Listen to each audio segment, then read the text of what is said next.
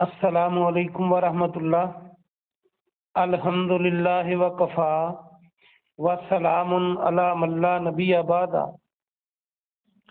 اللہ مہربان کے فضل و کرم سے ہمارا آج کا سبق سورہ آل عمران کی آیت نمبر 53، 54 اور 55 ہوگا انشاءاللہ۔ 53، 54 اور 55۔ اعوذ باللہ من الشیطان الرجیم، بسم اللہ الرحمن الرحیم۔ ربنا، اے ہمارے رب، آمنا، ہم ایمان لائے، بما، اس پر جو، انزلتا، تو نے نازل کیا۔ انزلتا، تا کا معنی تو، مذکر کے لیے، اور یہ نازلہ، نون زے اور لام یہ آپ پڑھ چکے ہیں کئی بار، اردو میں بھی ہم نازل کہتے ہیں۔ واتبعنا، اور ہم نے اتباع کی، ہم نے پیروی کی۔ اتباع اردو میں ہم استعمال کرتے ہیں الف تے بے الف عین، اتباع۔ واتبعنا الرسول، اور ہم نے پیروی کی رسول کی۔ فاکتبنا، پس تو لکھ لے ہمیں، مع شاہدین، مع ساتھ، الشاہدین گواہی دینے والے، پس تو ہمیں گواہی دینے والوں کے ساتھ لکھ لے۔ شاہد، شہادت، یہ لفظ ہم بار بار استعمال کرتے ہیں، شہادت اور گواہی وغیرہ۔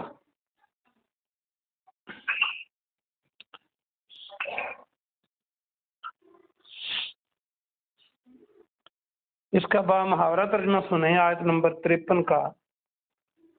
اے ہمارے رب، جو تو نے نازل کیا ہم اس پر ایمان لائے اور ہم نے رسول کی پیروی کی، پس تو ہمیں گواہی دینے والوں کے ساتھ لکھ لے۔ وَمَكَرُوا، اور خفیہ تدبیر کی انہوں نے، ان سب نے۔ واو الف جو ہے مکرو کے اینڈ پر، یہ جمع کی علامت ہے۔ تو مکر، مکر ہم اردو میں بھی اور پنجابی میں بھی استعمال کرتے ہیں، مکر کرنا، چال چلنا، تدبیر کرنا، خفیہ تدبیر کو چال کہتے ہیں۔ وَمَكَرُوا، اور انہوں نے، ان سب نے خفیہ تدبیر کی، چال چلی۔ وَمَكَرَ اللَّهُ، اور اللہ نے بھی تدبیر کی۔ واللہ، اور اللہ سبحانہ و تعالی، خیر الماکرین، بہترین، سب سے بہتر تدبیر کرنے والوں میں سے ہے۔ ماکرین، زیادہ تدبیر کرنے والے، اللہ بہترین تدبیر کرنے والوں میں سے ہے، یعنی تدبیر کرنے والوں میں سب سے بہتر ہے جو اللہ ہے۔ با محاورہ ترجمہ سنیں۔ اور انہوں نے خفیہ چال چلی، انہوں نے تدبیر کی، اور اللہ نے بھی تدبیر کی، اور اللہ تدبیر کرنے والوں میں سب سے بہتر ہے۔ اذ قال اللہ، اور جب اللہ نے فرمایا، یا عیسیٰ، اے عیسیٰ علیہ السلام، انی، بے شک میں، متوفی کا، پورا پورا لینے والا ہوں تجھے۔ پہلے میں نے بتایا تھا آپ کو کہ جو وفات ہے، وفات کو وفات اسی لیے کہتے ہیں کہ بندہ پورا ہی فوت ہو جاتا ہے۔ اس کا معنی پورا پورا لینا یا پورا پورا دینا بھی ہے اور فوت ہونا بھی ہے۔ متوفی کا، میں تجھے پورا پورا لینے والا ہوں۔ ورافع کا، اور تجھے اٹھانے والا ہوں۔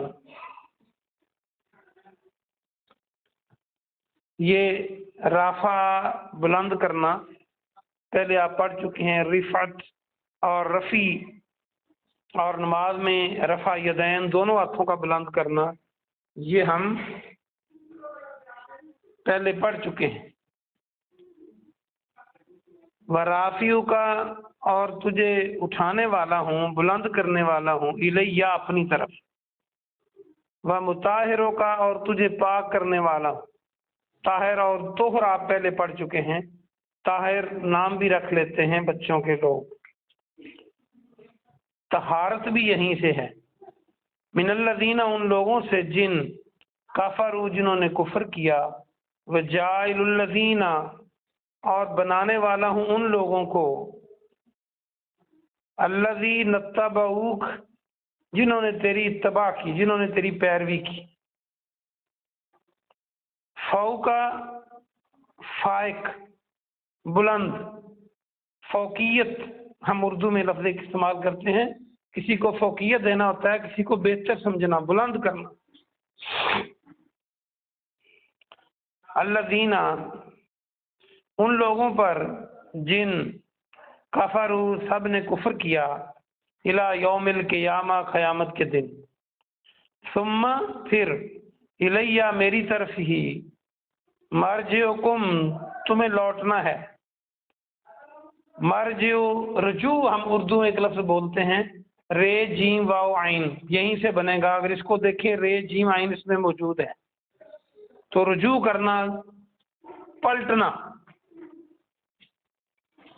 فاحکم، تو میں فیصلہ کروں گا، اگر وقفہ نہیں کریں گے تو پڑھیں گے فاحکم، تو میں فیصلہ کروں گا، یہ حکم جیسے حکم کروں گا، فیصلہ کروں گا، بینکم تمہارے درمیان، فیما اس میں جو، کنتم تم تھے، فی ہی اس میں، تختلفون تم اختلاف کرتے۔ یہ خیلام فے اس میں موجود ہے، یہی اس کا روٹ ورڈ ہے، تو خلاف کرنا، مخالف ہو جانا، اختلاف کرنا۔ لمبی آیت ہے، اس کا با محاورہ ترجمہ سنیں۔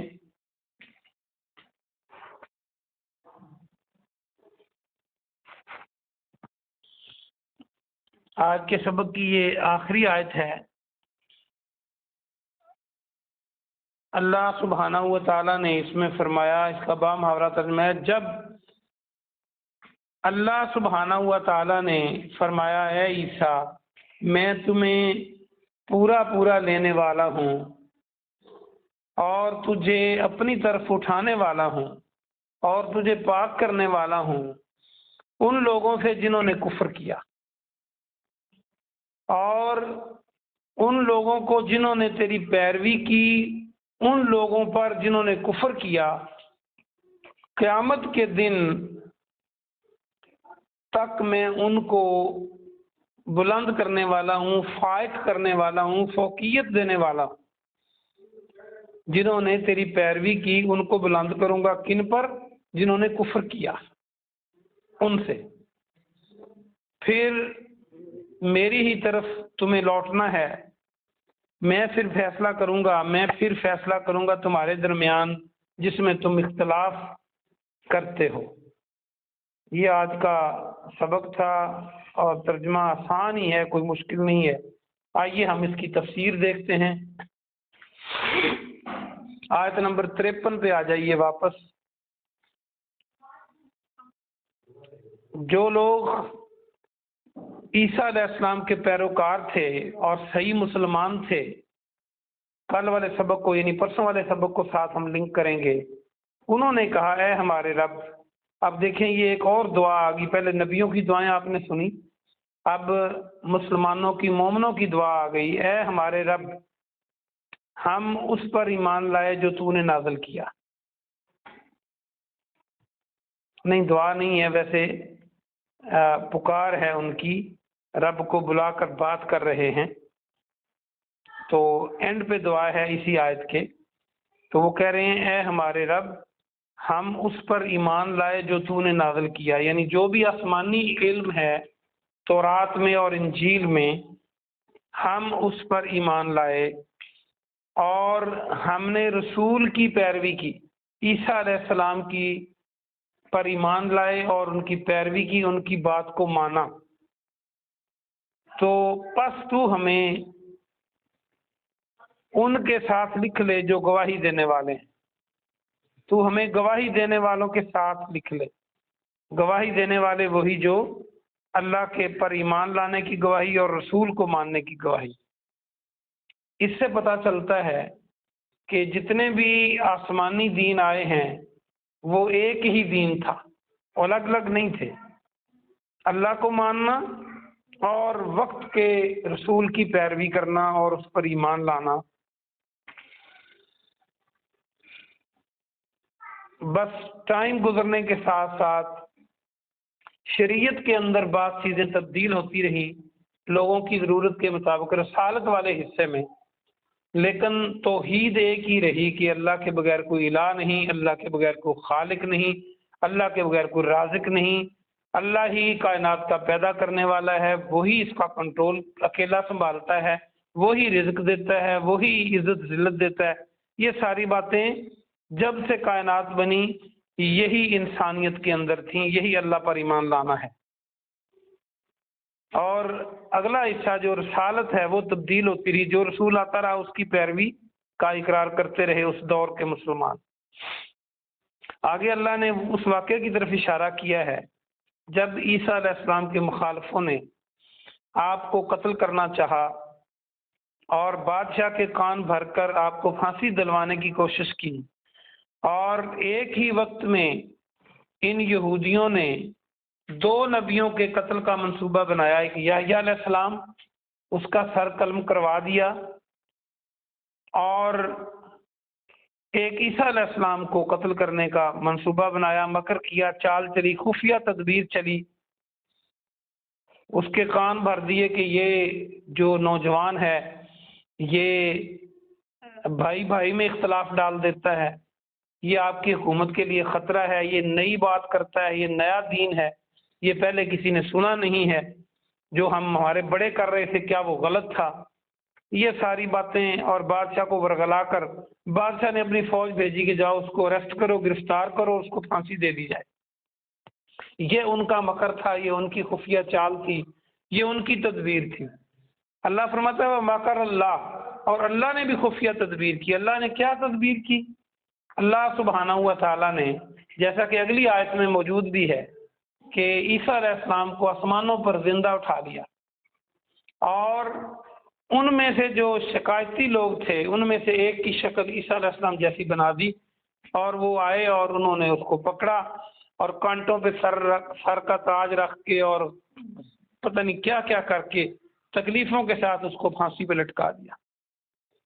تو اللہ کی جو تدبیر تھی وہ کامیاب رہی، یعنی عیسیٰ علیہ السلام پھانسی پہ نہیں چڑھے، اللہ نے ان کو بچا لیا۔ اور اللہ فرماتا ہے کہ میں تدبیر چلنے والوں میں سب سے بہتر ہوں۔ پھر فرمایا جب عیسیٰ علیہ السلام کو اللہ نے فرمایا کہ میں تمہیں پورا پورا لینے والا ہوں اور تمہیں اٹھانے والا ہوں اپنی طرف، اور تجھے ان لوگوں سے جنہوں نے کفر کیا پاک کرنا چاہتا ہوں، تو یہ وہی واقعہ ہے جس میں اللہ نے عیسیٰ علیہ السلام کو اوپر آسمانوں کی طرف اٹھا لیا۔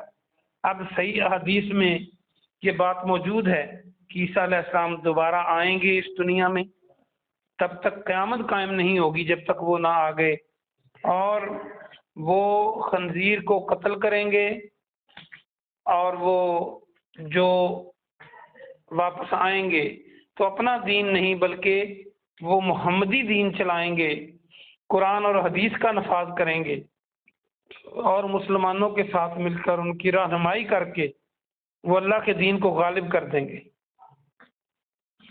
تو پھر کہیں جا کے بعد میں قیامت قائم ہوگی، یعنی عیسیٰ علیہ السلام کا واپس آنا یہ قرآن و حدیث میں اسلام کے مطابق یہ مذکور ہے، اور اس میں کوئی اختلاف نہیں ہے۔ آگے فرمایا کہ جو آپ کی پیروی کرتے ہیں ان کو میں فوقیت دوں گا قیامت کو، ان پر جو آپ کی کو پیروی نہیں کرتے، جو کفر کرتے ہیں، اور